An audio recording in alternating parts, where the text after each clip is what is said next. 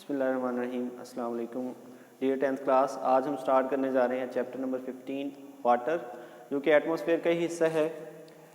Atmosphere के अंदर हम सारी चीज़ें पढ़ चुके हैं कि उसके कंपोजिशन क्या है, उसके बाद उसकी लेयर्स कौन कौन सी हैं, फिर एसिड रेन क्या होती है, और हमारे पास ग्लोबल वार्मिंग क्या है या ओजोन डिप्लीशन क्या है। इस चैप्टर के अंदर हम जो एटमॉस्फेयर का एक हिस्सा जो है और हमारी ज़िंदगी के लिए जो बहुत अहम है वाटर, उसके बारे में पढ़ेंगे।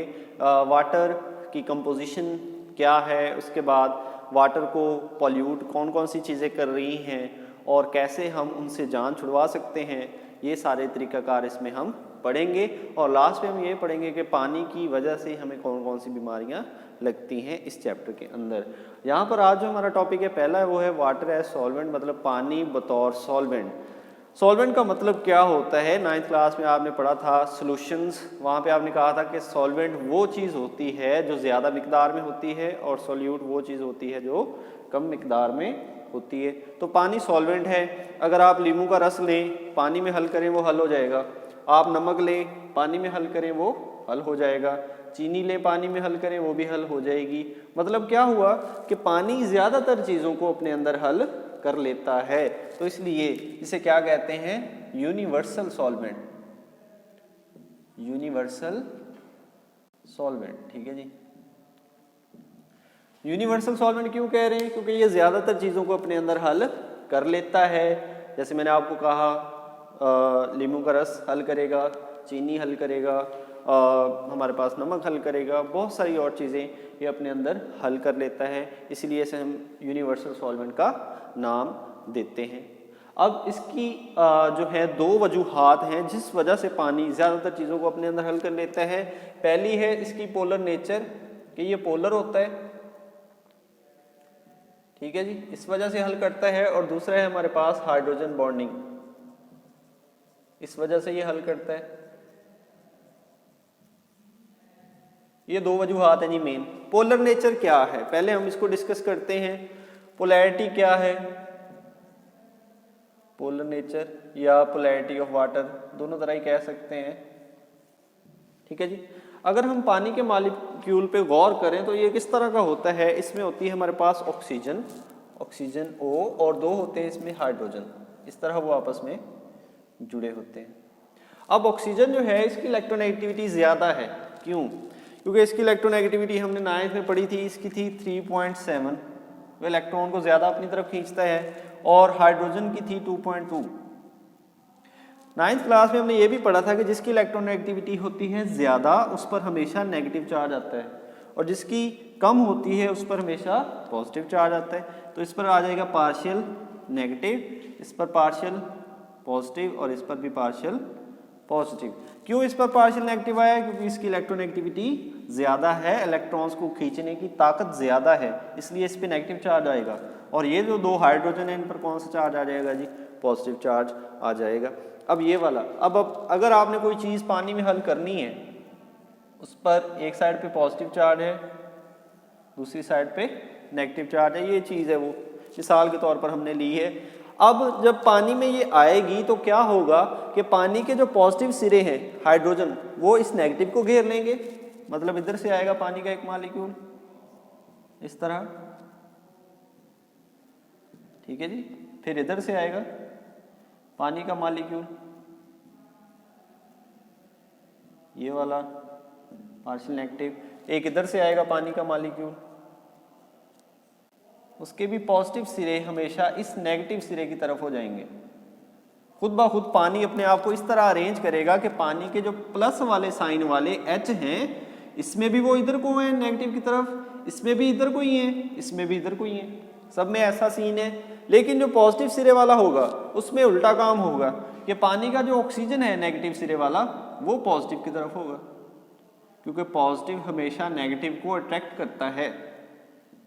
ये वाला इधर से भी ऐसा ही होगा, ऑक्सीजन इधर को, हाइड्रोजन उल्टी साइड पे,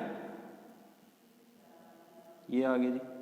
इधर से एक और आएगा, वो भी इसी तरह, हाइड्रोजन उल्टी साइड पे होंगे और ऑक्सीजन इधर को। अब इस मिसाल में अगर हम देखें क्या हो रहा है, पानी के टोटल हैं 6 मालिक्यूल, 6 में से 3 ने अपने आप को और तरह अरेंज किया हुआ है और 3 ने और तरह अरेंज किया हुआ है। ऐसा क्या हुआ कि जो चीज़ आपने हल की थी उसमें 2 तरह के चार्जेस थे, एक था नेगेटिव चार्ज, दूसरा था पॉजिटिव चार्ज। वो क्यों इसमें हल हो गया है? क्योंकि पानी के H वाली साइड जो है उन्होंने नेगेटिव को घेर लिया है और जो पानी के नेगेटिव वाले साइंस हैं उन्होंने पॉजिटिव सिरे को घेर लिया है। इस वजह से इस पानी की पोलर नेचर की वजह से वो चीज़ इसमें हल हो जाएगी। ठीक है जी।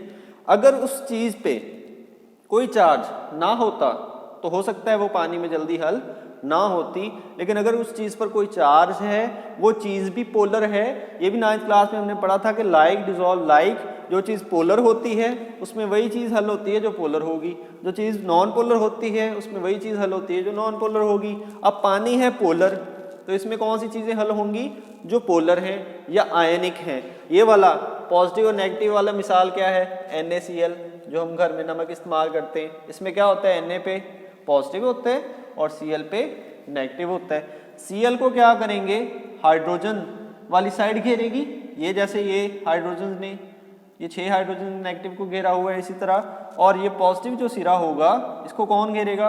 ऑक्सीजन वाली साइड इस तरह उसे घेर लेगी। तो पानी के मॉलिक्यूल क्या करेंगे? जो अंदर उसके सॉल्वेंट आया है उसको घेर लेंगी, उसे अपने अंदर हल कर लेंगे। ठीक है जी। तो पानी की पोलर नेचर की वजह से, एक सिरे पर नेगेटिव चार्ज और 2 सिरों पर पॉजिटिव चार्ज होने की वजह से ज़्यादातर कंपाउंड्स जो पॉजिटिव और नेगेटिव चार्ज के हामिल होते हैं, पानी उन्हें अपने अंदर हल कर लेता है, इजीली हल कर लेता है। उसकी वजह क्या है कि पानी के पॉजिटिव सिरे नेगेटिव को घेर लेते हैं और नेगेटिव सिरे उस कंपाउंड के पॉजिटिव सिरे को घेर लेते हैं, अपने अंदर हल कर लेते हैं, वहाँ से उसे नीचे नहीं बैठने देते। आप पानी के अंदर अगर नमक हल करें तो आपको नीचे बैठा हुआ नज़र नहीं आता और ना ही आपको नज़र आता है कि उसके अंदर है। ठीक है जी।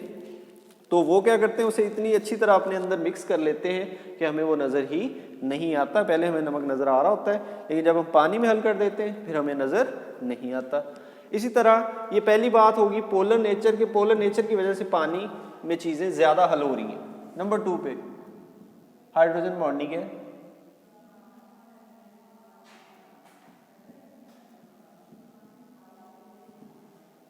हाइड्रोजन बॉन्डिंग जी, अब ये देखिए ये पानी के मॉलिक्यूल्स ने किस तरह उसको घेरा हुआ है।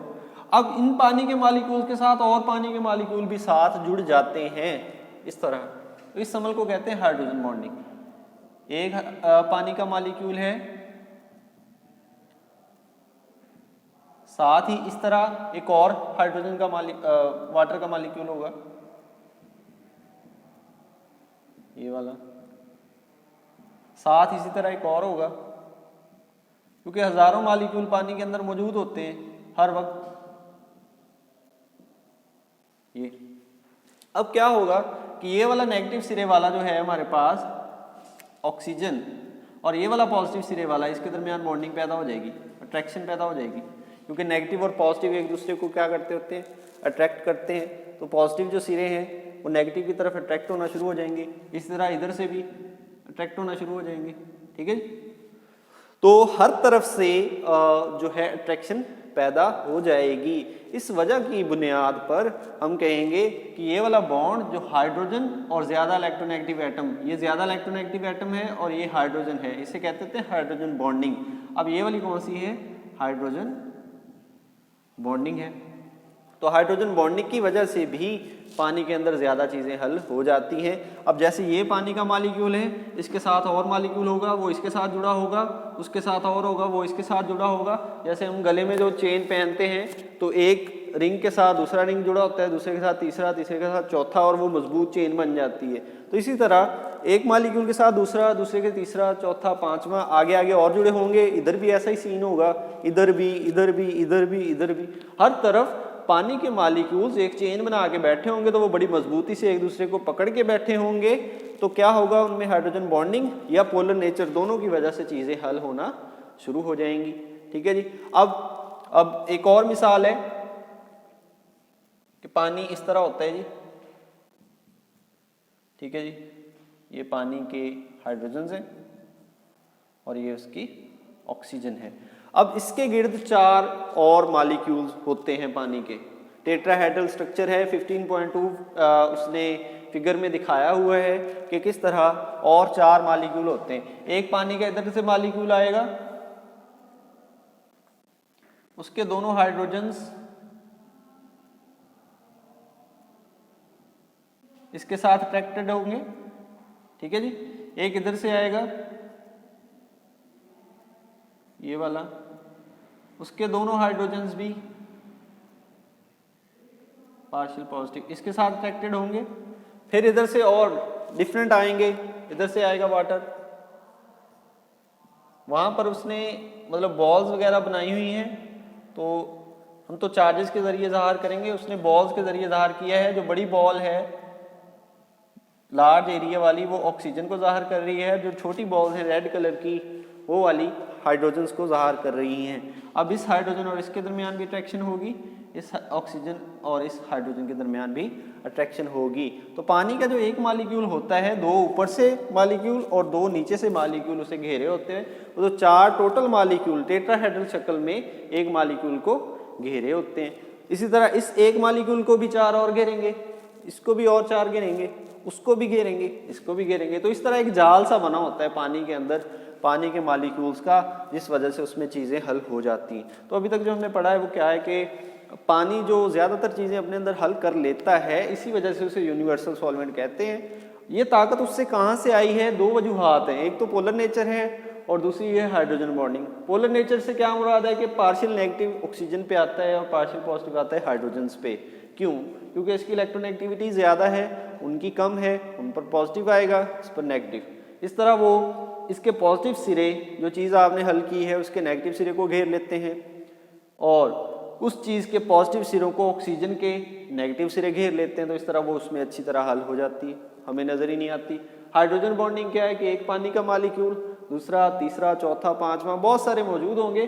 तो पानी के मॉलिक्यूल इस तरह अरेंज करते हैं कि एक ऑक्सीजन की तरफ दूसरे के हाइड्रोजन होते हैं, दूसरे के ऑक्सीजन की तरफ तीसरे के हाइड्रोजन होते हैं, चौथे के ऑक्सीजन की तरफ पांचवें के हाइड्रोजन होते हैं और इस तरह एक लंबी चेन बन जाती है और ज़्यादातर चीज़ें पानी में हल हो जाती हैं और हमें वो नज़र नहीं आती, मतलब अच्छे तरह उसमें और वो मिक्सअप हो जाती हैं, गायब हो जाती हैं।